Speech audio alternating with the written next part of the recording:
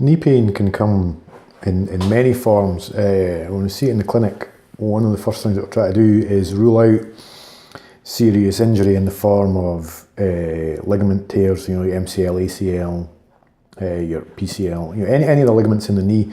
Generally, we can rule those out within the first few minutes of having a conversation with you with regards to what led up to you coming in. Has there been a traumatic, incident that would lead to suggest that you've torn a ligament, damaged cartilage, anything like that?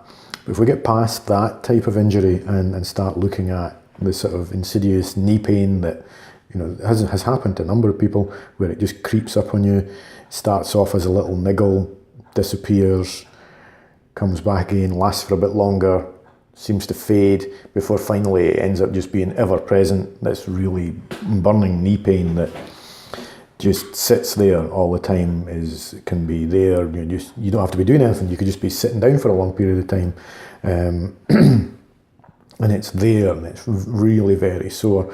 One of the things to remember with that type of pain, really, and it really goes for any kind of pain, is it's a warning sign.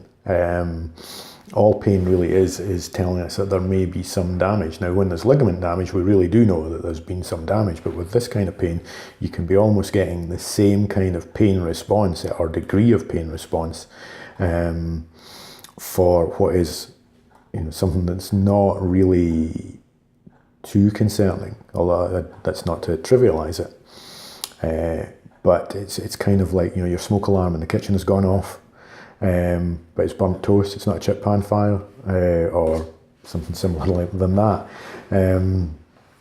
What's usually happening at this point in time is there's dysfunction at the ankle or the hip, because the knee really is at the whim of both of these joints. The knee itself doesn't do much beyond flex and extend. There's a tiny little bit of rotation, but our ankle, there's a massive amount of movement in plantar and dorsiflexion, and then there's lots of other little bits of movement in that are going on through the foot. And then our hip obviously has a great deal of flexion, extension and rotation. But if we start losing the movement here, then we tend to lose the ability to, what we like to think of in the clinic as almost load and explode, whereby as a result of sort of, say perhaps if you're a runner, you lose dorsiflexion, which is the ability to bring the foot up the way. That's really going to affect you in gait. It's going to totally change how the foot's landing or how you transfer your weight through, and as such the tissues are going to have to load up in a different manner. It can often mean that the quads are absorbing a lot more force than they would have been otherwise. End up getting really stiff and sore.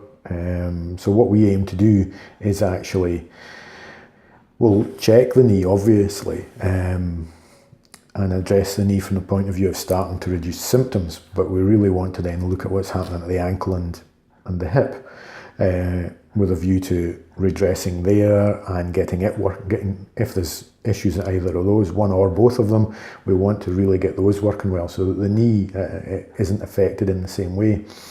And so we really are going to expand out from the knee and look at these joints to see what's happening, and then blend our rehab movements into teaching you how to move better again and to regain that kind of freedom of movement, having less stiffness in it, so that you can really load and explode the tissues again much more effectively. Does this mean that you're going to be continuously doing movements, sort of rehab movements in a sense, for the ankle or the hip? No, not at all. There'll be an intensive period through the initial part where you're maybe doing a lot more of them.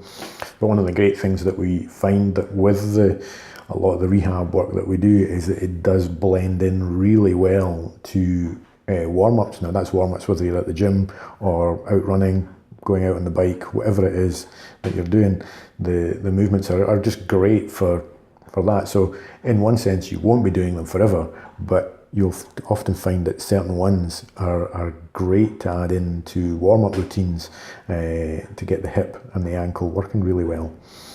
Hopefully that's given you a little idea of why we don't just focus on the knee when you come in for a knee pain problem.